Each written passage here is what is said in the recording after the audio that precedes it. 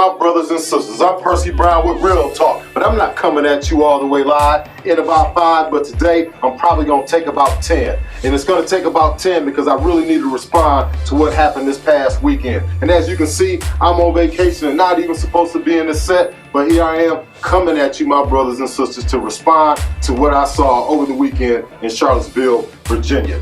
But today, I read an article written by Andrew Aglin, and it's titled Charlottesville Total Victory Event Debriefing. Aglin claims that either the local, state, or federal police agitated the peaceful alt-right protesters by disseminating tear gas, and that's what caused what we have seen on television and social media. Regardless of his claims, he ends the article by stating that this is a victory of victories, and this war has only begun. The alt-right has risen. There is no going back from this. This was the beginning of our revolution. Yes, but to understand this thinking, you must read The White Man's Bible by Ben Klassen that came out in the early 80s. But as people of color, we must take heed to the signs of the times and prepare ourselves for what's to come. The media calls what happened in Charlottesville white supremacy, hate, and violence. And it has failed to connect white supremacy to the history of this nation as well as how it still exists in systems today.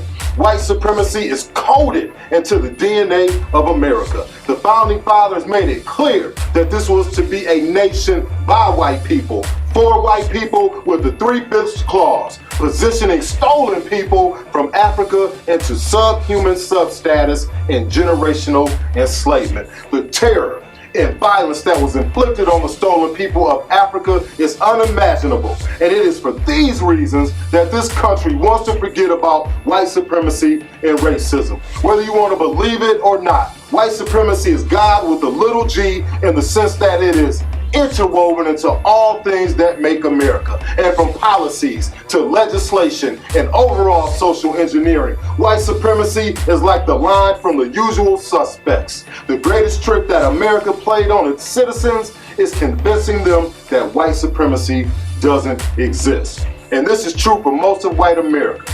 And as a man of color, and having a deep understanding of historical and contemporary white supremacy and racism, I'm here to tell you that as people of color, we can't wait for white people to settle this issue.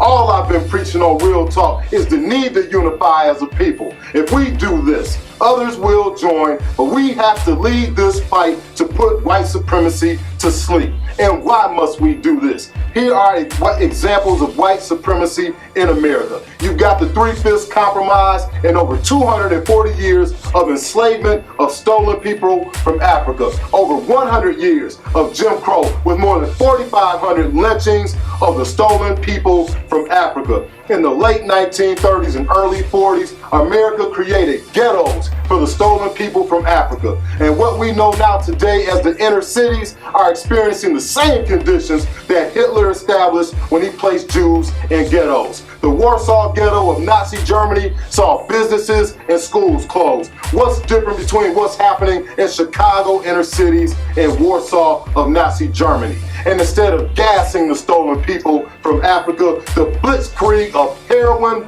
cocaine, and guns on top of dilapidated conditions creates this gassing effect by funneling black and brown bodies into prisons, which is similar to Nazi Germany's concentration camps. Instead of actual death, the criminal justice system kills us slowly by stripping us of our humanity, working you for little to nothing, and then throws you back into society as second-class citizens. And when you re-enter the conditions of America's ghettos, you experience the worst of white supremacy, and that is the cycle of self-inflicted genocide by way of gun violence. When we talk about the achievement gap, we compare students of color to their white peers as superiors. The nation and states are stripping public education of its dollars because the majority of school-age children in America are kids of color.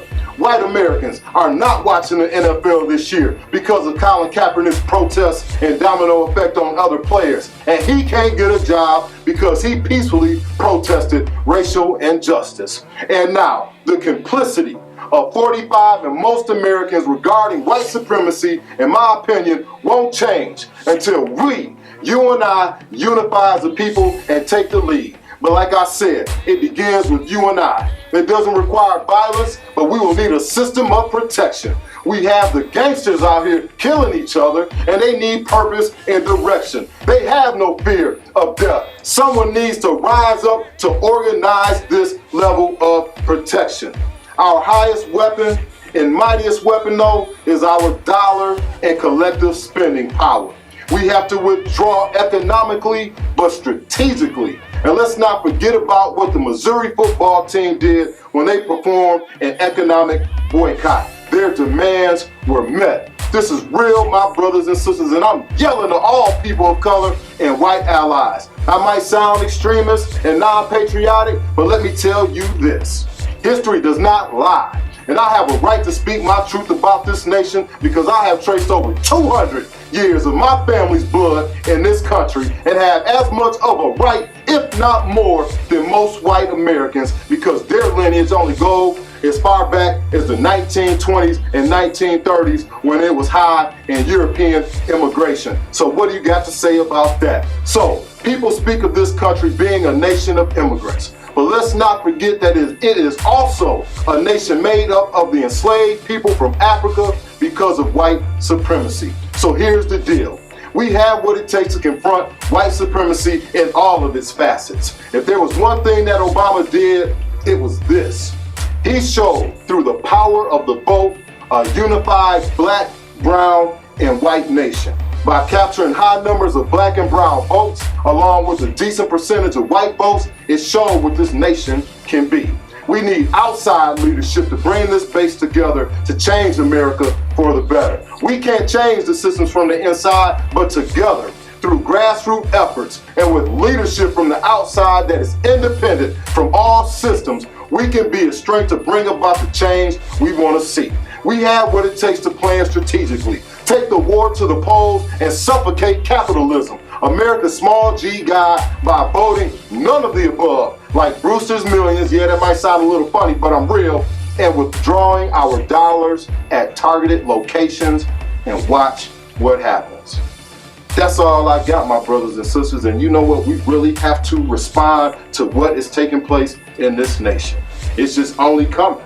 And I've been talking about this stuff, so I'm hoping y'all waking up. But until next time, peace out and Godspeed to the change we want to see.